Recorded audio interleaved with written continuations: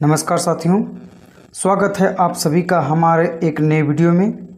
आज हम सौरमंडल से संबंधित 30 महत्वपूर्ण प्रश्नों पर चर्चा करेंगे। तो चलिए शुरुआत करते हैं। आज का हमारा पहला प्रश्न है, सूर्य के रासायनिक मिश्रण में हाइड्रोजन का प्रतिशत कितना है? इसका आंसर हो जाएगा ऑप्शन सी 75%। सूर्य के रासायनिक मिश्रण में सूर्य के कुल द्रव्यमान का 74.9 यानी कि लगभग 75% हाइड्रोजन तथा 32.8% हीलियम पाया जाता है, जबकि 1.3% अन्य रासायनिक तत्व पाए जाते हैं। नेक्स्ट, दो स्थानों के समय को प्रभावित करता है कौन?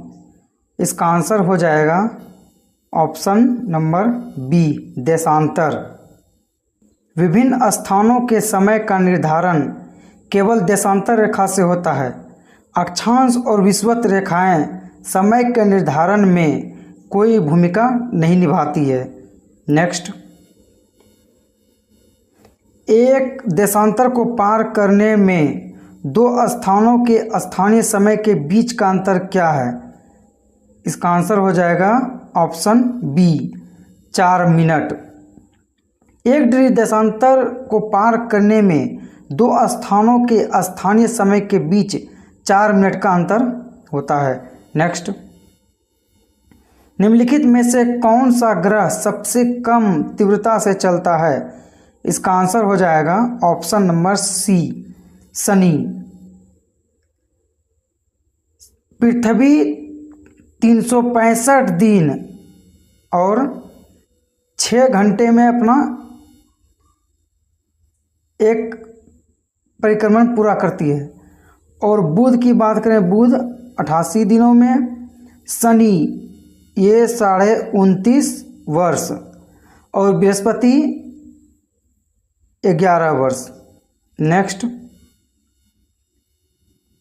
निम्न में से किस ग्रह को घूर्णन तथा परिक्रमण में एक समान दिन लगता है?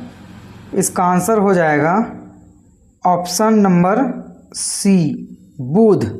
बुध ग्रह की परिक्रमा समय तथा परिभ्रमण काल लगभग समान ही है। इसका एक भाग हमेशा सूर्य की तरफ बना रहता है, जैसे चंद्रमा और पृथ्वी का। नेक्स्ट, निम्नलिखित में से सौरमंडल का सबसे बड़ा ग्रह कौन सा है? इसका आंसर हो जाएगा ऑप्शन नंबर सी बृहस्पति। सौरमंडल का सबसे बड़ा ग्रह बृहस्पति है। इसे तारा दृश्य ग्रह भी कहते हैं। अपने विशाल आकार के कारण यह मास्टर ऑफ गॉड्स भी कहलाता है। पृथ्वी हमारे सौरमंडल का सबसे बड़ा और भारी ग्रह है। इसका व्यास 1,40,000 किलोमीटर है। नेक्स्ट, सी ऑफ ट्रैंक्विलिटी कहाँ स्थित है? सी ऑफ ट्रैंक्विलिटी स्थित है, यह हो जाएगा ऑप्शन नंबर सी चंद्रमा। सी ऑफ ट्रैंक्विलिटी या शांति का सागर चंद्रमा पर स्थित है। चंद्रमा का पृष्ठभाग जहाँ सूर्य की किरणें नहीं पहुँचती, पृथ्वी से हमें नहीं दिखाई देता, इस भाग को शांति का सागर कहते हैं। नेक्स्ट, सौरमंडल का कौन सा अत्यधिक तीव्र ग्रह है? इसका आंसर हो जाएगा ऑप्शन नंबर बी बुध। सौरमंडल में सूर्य के सबसे नज़दीक का ग्रह बुध है। यह अत्यधिक तीव्र गति से चलते हुए 88 दिन में ही सूर्य की परिक्रमा कर लेता है। नेक्स्ट, सूर्य से सर्वाधिक दूर स्थित ग्रह कौन सा है? इसका आंसर हो जाएगा ऑप्शन नंबर सी प्लूटो। और अब है नेपच्यून। सूर्य से सर्वाधिक दूर स्थित ग्रह पहले प्लूटो था। यह सूर्य से 579 करोड़ किलोमीटर की दूरी पर स्थित था, पर अब उसे ग्रह की श्रेणी से हटा दिया गया है, इसलिए सर्वाधिक दूर का ग्रह हो जाएगा नेपच्यून। नेक्स्ट, वह आकाशीय पिंड जो पृथ्वी के निकटतम है, इसका आंसर हो जाएगा ऑप्शन नंबर बी, चंद्रमा। ये इसकी दूरी है 3.84 लाख किलोमीटर दूर स्थित है ये पृथ्वी से। नेक्स्ट, सूर्य के सबसे नज़दीक का ग्रह कौन सा है? इसका आंसर हो जाएगा ऑप्शन नंबर ए, बुध। सूर्य के सबसे नज़दीक ग्रह बुध है। यह सूर्य की सबसे कम समय 88 दिन में परिक्रमा करता है। सूर्य के निकट होने के कारण इसका दैनिक तापांतर सर्वाधिक है। सूर्य से दूरी के क्रम में यह दूसरा सबसे बड़ा ग्रह है। नेक्स्ट, कौन सा ग्रह अपनी धुरी पर घूमते हुए सबसे कम समय में चक्कर पूरा करता है? इसका आंसर हो जाएगा ऑप्शन नंबर बी, बृहस्पति। ये 9 घंटा 50 मिनट में एक चक्कर पूरा करता है। और मंगल ये लगभग 1 दिन में, पृथ्वी 24 घंटे में, और प्लूटो 6 दिन और 9 घंटे में। नेक्स्ट, निम्नलिखित में से किस ग्रह का सूर्य के परितः परिभ्रमण काल अधिकतम है? इसका आंसर हो जाएगा ऑप्शन नंबर डी, यानी कि इनमें से कोई नहीं। और आंसर की बात करें तो ये आंसर हो जाएगा वरुण, यानी कि नेपच्यून। नेक्स्ट, निम्नलिखित में से किस ग्रह की कक्षा पृथ्वी के सबसे अधिक नज़दीक है? इसका आंसर हो जाएगा ऑप्शन नंबर डी, शुक्र। शुक्र ग्रह की कक्षा पृथ्वी के सबसे नज़दीक है। शुक्र ग्रह को पृथ्वी की जुड़वा बहन के रूप में भी जाना जाता है। नेक्स्ट, पृथ्वी से सर्वाधिक दूरी पर कौन सा ग्रह स्थित है? इसका आंसर हो जाएगा ऑप्शन नंबर ए, प्लूटो। पर अभी प्रेजेंट में हो जाएगा नेपच्यून। पृथ्वी से सर्वाधिक दूरी पर स्थित ग्रह नेपच्यून है। पृथ्वी से दूरी के अनुसार ग्रहों का क्रम है शुक्र, मंगल, बुध, बृहस्पति, शनि, अरुण और वरुण। नेक्स्ट, एक उपग्रह में बैठे हुए अंतरिक्ष यात्री को आकाश का रंग कैसा प्रतीत होता है? इसका आंसर हो जाएगा ऑप्शन नंबर ए, काला। एक उपग्रह में बैठे हुए अंतरिक्ष यात्री को आकाश का रंग नीला के बजाय काला दिखाई देता है। नेक्स्ट, शुक्र ग्रह का अन्वेषण करने के लिए सबसे पहले रोबोट अंतरिक्ष यान का क्या नाम था? इसका आंसर हो जाएगा option number C, Magellan. Magellan शुक्र ग्रह का अन्वेषण करने के लिए भेजा गया था। इसे 1989 ईस्वी में प्रक्षेपित किया गया था। नेक्स्ट, आकाश में सबसे चमकदार तारा कौन सा है? इसका आंसर हो जाएगा सिरियस।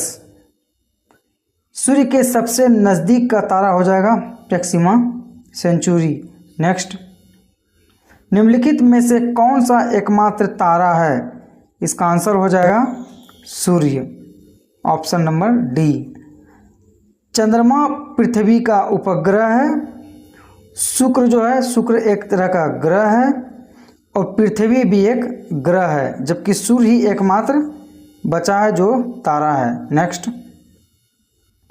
किस ग्रह के चारों ओर स्पष्ट वलय होते हैं? इसका आंसर हो जाएगा ऑप्शन नंबर डी, शनि। सौरमंडल के ग्रहों में शनि ही एकमात्र ग्रह है जिसके चारों ओर स्पष्ट वलय पाया जाता है।